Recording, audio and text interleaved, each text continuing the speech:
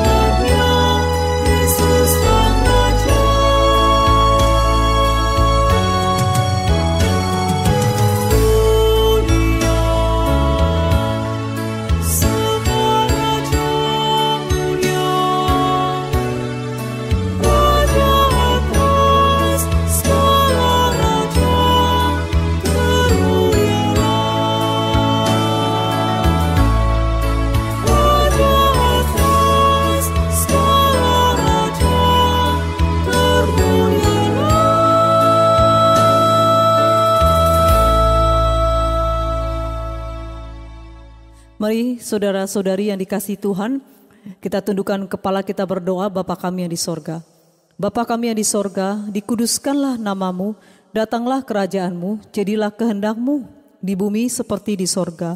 Berikanlah kami pada hari ini makanan kami yang secukupnya, dan ampunilah akan kesalahan kami, seperti kami juga mengampuni orang yang bersalah kepada kami. Dan janganlah membawa kami ke dalam pencobaan, tetapi lepaskanlah kami daripada yang jahat. Karena Engkau yang punya kerajaan dan kuasa dan kemuliaan sampai selama-lamanya. Amin. Mari bersama-sama kita membaca pengakuan iman rasuli. Aku percaya kepada Allah, Bapa yang Maha Kuasa, Khalik langit dan bumi, dan kepada Yesus Kristus, anaknya yang tunggal Tuhan kita, yang dikandung dari Roh Kudus, lahir dari anak darah Maria, yang menderita sengsara di bawah pemerintahan Pontius Pilatus, disalibkan, mati dan dikuburkan, turun ke dalam kerajaan maut. Pada hari yang ketiga bangkit pula dari antara orang mati, naik ke sorga, duduk di sebelah kanan Allah Bapa yang Maha Kuasa, dan dari sana ia akan datang untuk menghakimi orang yang hidup dan yang mati. Aku percaya kepada Roh Kudus, gereja yang kudus dan am, persekutuan orang kudus, pengampunan dosa, kebangkitan tubuh dan hidup yang kekal. Amin.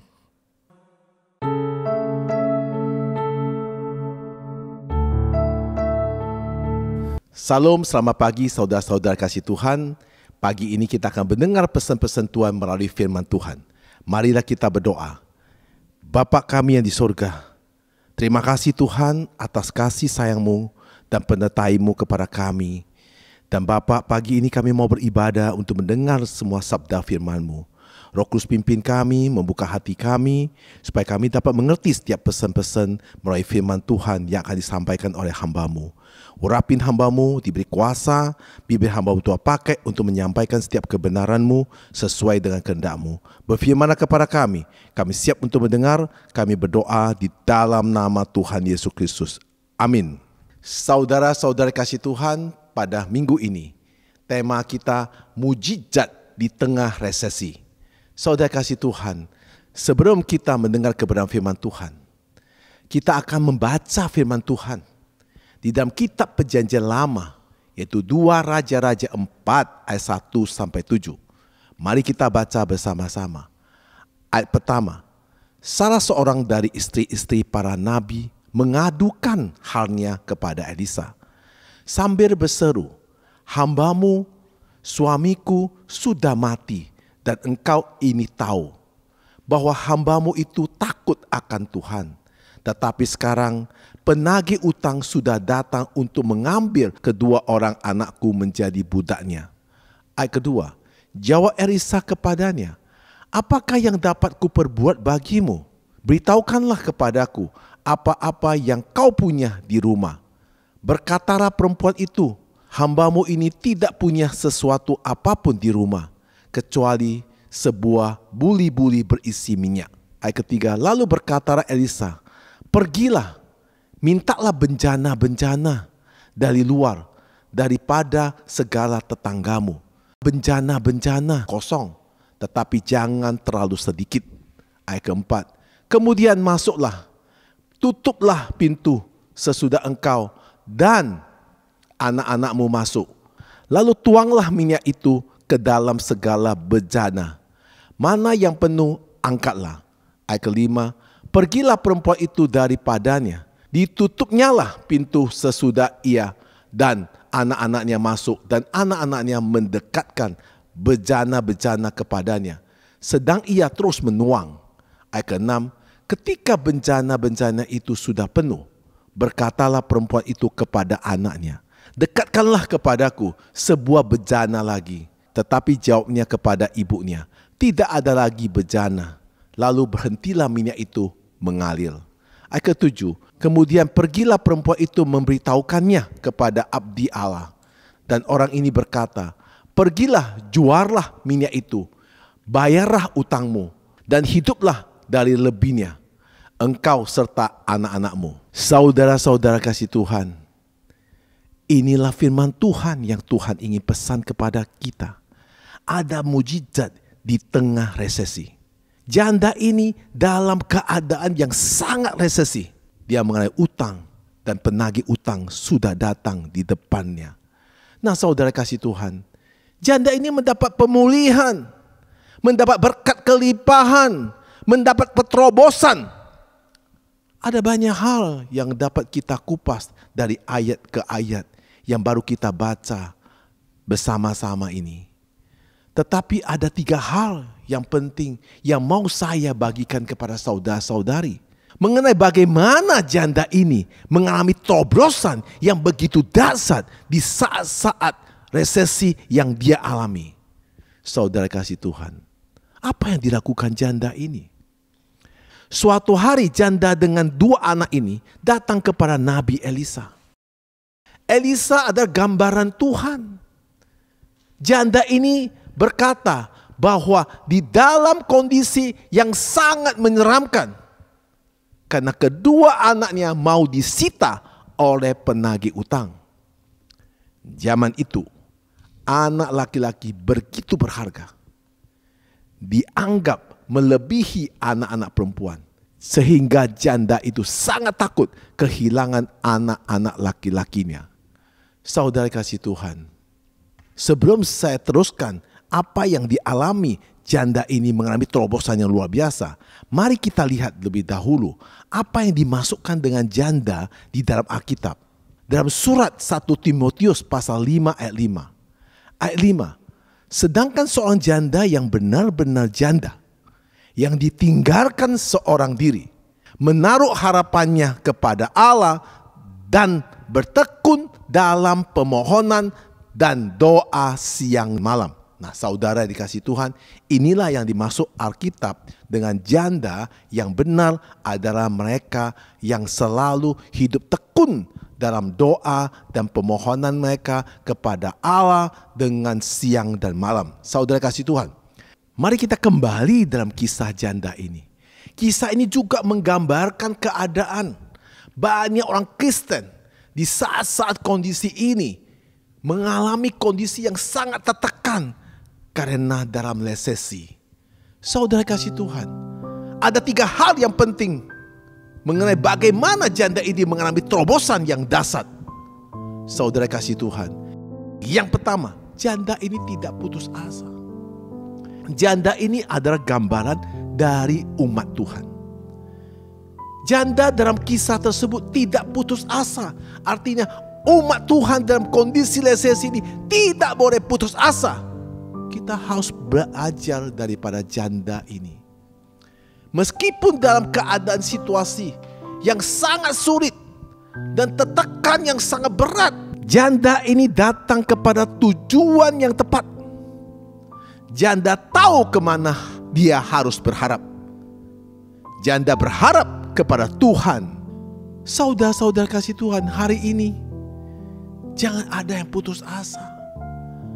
Beberapa waktu belakang ini yang kita hidup di Indonesia ini, saya banyak melihat dari media sosial, banyak mengalami bunuh diri.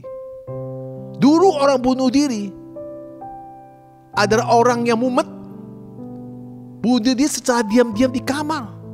Tapi sekarang orang bunuh diri di mall, di apartemen, di hotel.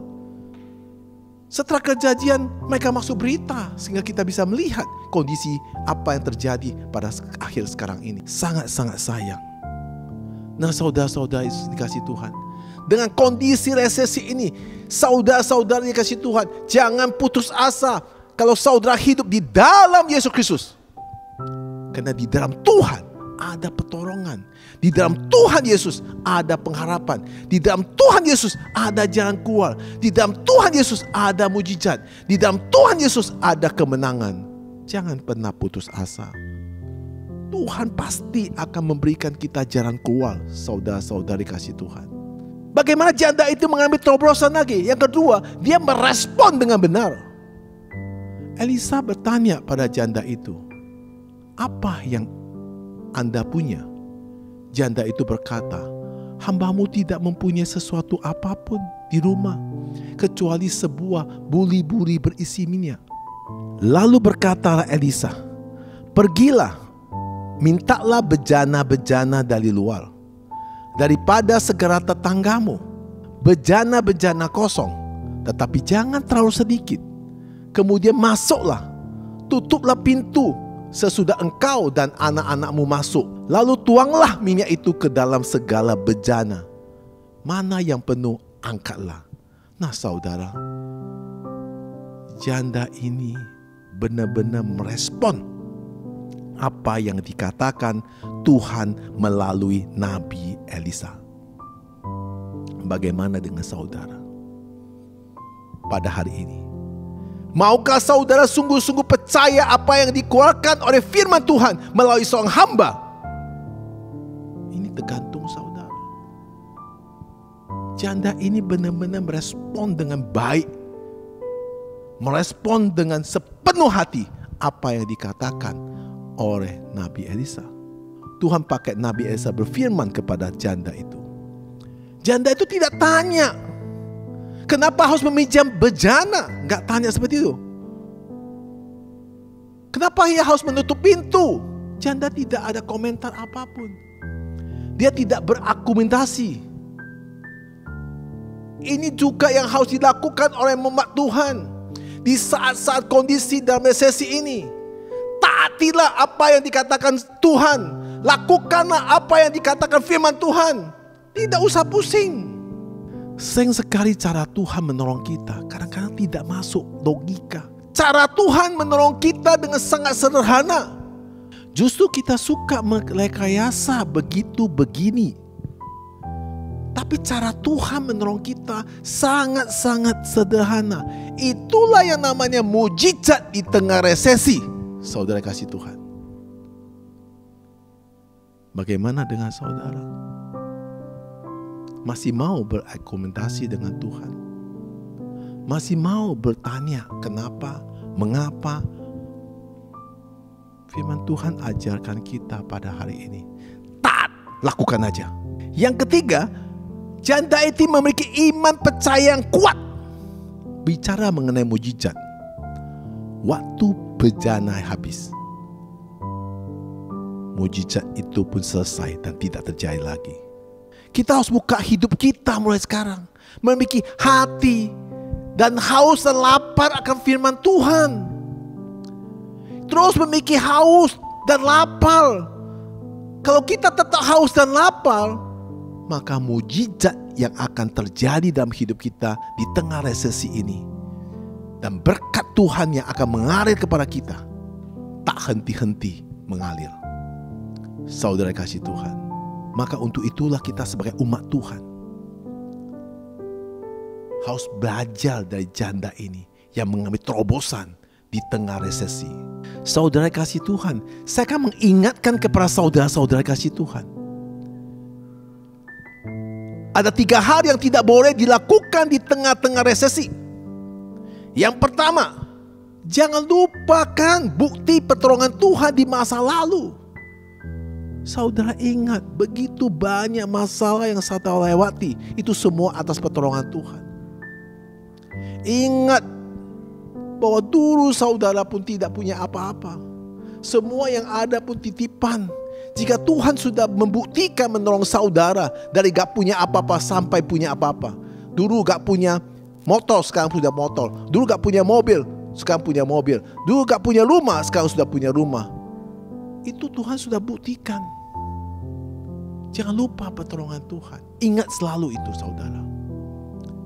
Yang kedua, jangan egois dalam mengambil keputusan. Salah satu pesan yang harus diberikan jika terjadi resesi pada saudara hari ini. Yang pertama, jangan panik. Ketika saudara panik, maka keputusan apa yang diambil pasti untuk kepentingan diri sendiri dan tidak akan memperhitungkan keadaan lain. Panik bisa berbentuk aktif atau pasif, tetapi fokusnya lah tetap sama kepada diri kita sendiri. Jadi jangan panik, jangan egois. Ini pesan Tuhan yang tidak boleh kita lakukan. Yang kedua. Yang ketiga, jangan sepelekan pesan Tuhan melalui hamba-hamba Tuhan.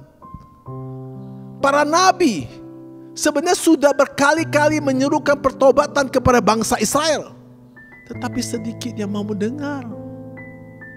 Kalau saudara baca di kitab Perjanjian Lama, Tuhan mengirim nabi demi nabi untuk memberitakan kepada bangsa Israel untuk bertobat. Tapi hanya sedikit yang mau dengar. Bahkan ketika Elisa menyatakan bahwa Tuhan akan memulihkan keadaan Samaria, itu memulihkan keadaan ekonomi mereka. Ada satu perwira ajudan raja yang menyampaikan perkataan nubuat yang disampaikan Elisa. Padahal itu sudah jelas dari Tuhan sendiri. Akibat dari sikap itu, akhirnya perwira ajudan raja itu tidak dapat menikmati apa yang Allah janjikan menjadi kenyataan, sehingga mati diinjak-injak orang. Saudara kasih Tuhan, saudara-saudara kasih Tuhan, apakah saudara tahu di tengah resesi ini ada berkat kelimpahan yang Tuhan siapkan buat saudara? Mari kita baca Ulangan pasal 6 ayat 21 sampai 23. Ayat 21. Maka haruslah engkau menjawab anakmu itu, kita dahulu adalah budak Firaun di Mesir, tetapi Tuhan membawa kita keluar dari Mesir dengan tangan yang kuat. Ayat 22. Tuhan membuat tanda-tanda dan mujizat-mujizat yang besar dan yang mencelakakan terhadap Mesir, terhadap Firaun dan seisi rumahnya di depan mata kita. Ayat 23. Tetapi kita dibawanya keluar dari sana supaya kita dapat dibawanya masuk untuk memberikan kepada kita negeri yang telah dijanjikannya dengan sumpah kepada nenek moyang kita. Saudara kasih Tuhan, pada hari-hari ini Tuhan lagi sedang mau membawa umat-umat Tuhan keluar dari resesi, agar kita bisa menuju level kehidupan yang baru, kehidupan yang lebih baik. Saudara kasih Tuhan, kita semua ingin menjadi orang yang lebih baik. Kita semua ingin menjadi lebih efektif dalam kehidupan kita. Kita ingin menjadi seorang pasangan hidup yang baik. Kita juga ingin menjadi orang tua yang baik. Kita juga ingin menjadi orang yang punya kekasih yang lebih baik. Kita ingin juga menjadi seorang pemimpin yang lebih baik. Kita juga ingin menjadi pegawai yang lebih baik. Saudara kasih Tuhan, kita ingin juga mengenal Tuhan lebih baik. Kita ingin juga menyerupai seperti Kristus. Oleh karena itulah saudara-saudara kasih Tuhan, Tuhan sedang membawa kita keluar supaya kita bisa masuk ke dalam kehidupan yang baru, naik level yang lebih baik. Saudara-saudara kasih Tuhan, untuk kita diberkati dengan kelimpahan dari Tuhan di saat di tengah resesi ini, apa yang harus kita lakukan? Pesan Tuhan pertama, mengampuni. Mazmur 37 ayat 1 dan 2. Mari kita baca. Dari Daud, jangan marah karena orang yang berbuat jahat. Jangan iri hati kepada orang yang berbuat curang. Ayat kedua, sebab mereka segera risut seperti rumput dan layu seperti tumbuh-tumbuhan hijau. Yang kedua, jangan panik, tetaplah berdoa dan percaya dengan berserah sepenuhnya kepada pemberian Tuhan. Mazmur pasal 37 ayat 3. Percayalah kepada Tuhan dan lakukan yang baik. Diamlah di negeri dan berlakulah setia. Yang ketiga, tetap bersukacita, sebab sukacita dari Tuhan adalah perlindungan dan kekuatan kita. Mazmur pasal 37 ayat 4. Dan bergembiralah dengan Tuhan, maka Ia akan memberikan kepadamu apa yang diinginkan hatimu. Yang keempat, akuilah kedaulatan Tuhan. Mazmur 37 ayat 5. Serahkanlah hidupmu kepada Tuhan dan percayalah kepadanya, dan Ia akan bertindak. Yang kelima, miliki keinginan berubah ke arah kedewasaan. Mazmur 37 ayat 6. Ia akan memunculkan kebenaranmu seperti terang dan hakmu seperti siang. Yang keenam, jangan batasi Tuhan. Mazmur 37 ayat 7. Berdiam dirilah di hadapan Tuhan dan nantikanlah Dia. Jangan marah karena orang yang berhasil dalam hidupnya, karena orang yang melakukan tipu daya. Saudara kasih Tuhan, inilah pesan Tuhan. Di Mazmur 37 ayat 1 sampai 7. Saudara baca di rumah berulang-ulang kali. Jika saudara pada hari ini mengalami resesi, Tuhan berpesan bahwa saudara akan naik level dan saudara akan mengalami mujizat-mujizat. Saudara akan mengalami berkat-berkat kelimpahan. Tuhan sanggup melakukan apa saja dalam hidup kita. Tuhan memiliki tujuan untuk sebuah resesi dalam hidup kita. Dia sanggup menyembuhkan sakit penyakit kita. Dia juga sanggup mencukupi segala kebutuhan kita. Saudara kasih Tuhan, Tuhan memiliki tujuan yang lebih tinggi melalui resesi dalam hidup kita. Tuhan tidak memiliki batas. Jika saudara membatasi Tuhan, saudara sedang membatasi diri saudara. Tuhan sedang mencurahkan sesuatu yang besar tanpa batas bagi hidup saudara-saudara yang kasih Tuhan. Tuhan lagi curahkan berkat yang besar kepada keluarga saudara. Tuhan lagi curahkan berkat yang besar pada gereja-gereja saudara. Tuhan lagi mencurahkan berkat yang besar kepada semua bangsa-bangsa kita. Nah saudara, kita mempunyai Tuhan yang maha besar. Kita punya Tuhan yang maha kuasa. Kita punya Tuhan yang selalu mengasihi kita. Saudara, mari kita taati apa yang Tuhan pesankan kepada kita pada hari ini, agar saudara dan saya dan semua kita yang mengalami resesi ini mengalami mujizat di tengah resesi, mengalami berkat kelimpahan di tengah resesi. Mari kita berdoa. Bapa kami yang surga, terima kasih atas firman-Mu. Ada mujizat di tengah resesi. Tuhan, Engkau tolong kami, karena Engkau punya kuasa yang tak terbatas. Di saat inilah kami adalah janda-janda yang telah memohon belas kasihan-Mu. Kiranya Tuhan menolong janda ini melalui Nabi Elisa. Tuhan juga tolong kami supaya kami juga mengalami seperti minyak yang di dalam bencana, dituang bencana berikutnya tidak akan habis-habis. Kiranya Tuhan yang memimpin kami supaya kami jadi pelaku firman Tuhan yang benar dan taat dan berbuat apa yang Tuhan pesan pada hari ini. Kami percaya mujizat akan terjadi dalam hidup kita. Kami berdoa di dalam nama Tuhan Yesus Kristus. Amin.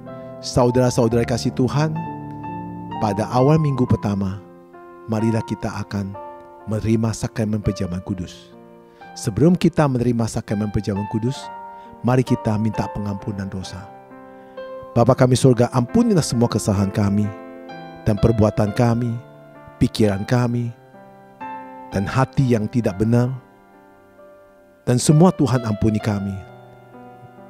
Baik kami sengaja atau tidak sengaja, Tuhan ampuni kami. Layaklah kami untuk menerima sakramen perjamuan kudus ini. Kami berdoa di dalam nama Tuhan Yesus Kristus. Amin. Saudara kasih Tuhan, mari kita angkat luti kita di atas kepala kita. Sebab apa yang telah kuteruskan kepadamu, telah kuterima dari Tuhan, yaitu bahwa Tuhan Yesus pada malam waktu ia diserahkan mengambil roti, dan sesudah itu ia mengucapkan syukur atasnya. Ia memecah-mecahnya dan berkata, inilah tubuhku yang diserahkan bagi kamu.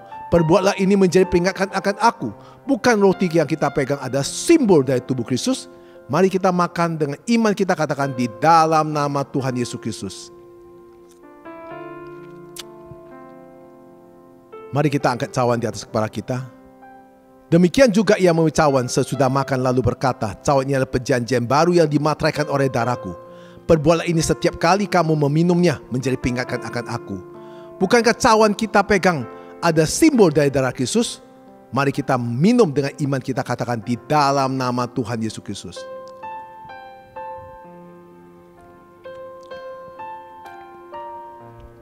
Mari kita berdoa. Terima kasih Tuhan, kami sudah menerima sakramen perjamuan kudus, yaitu tubuh dan darah Tuhan. Kami bersatu dengan Engkau Tuhan. Tuhan pimpin kami, jadilah kami seperti apa yang Tuhan hendaki, yaitu menyerupai Kristus. Kami berdoa dalam nama Yesus Kristus. Amin. Saudara-saudara kasih Tuhan, mujizat di tengah resesi. Ada berkat yang kelimpahan yang Tuhan siapkan kepada umat Tuhan. Mari kita lakukan firman Tuhan yang Tuhan suruh kita lakukan. Belajar dari seorang janda. Dihadapi krisis, dihadapi resesi, dihadapi dalam kehidupan yang sangat menyeramkan. Tuhan menolong janda ini dengan minyak di dalam bencana dituangkan tidak habis-habis. Saya percaya saudara-saudari hari ini akan mengalami mujizat jika semua kita mentaati firman Tuhan. Tuhan Yesus memberkati.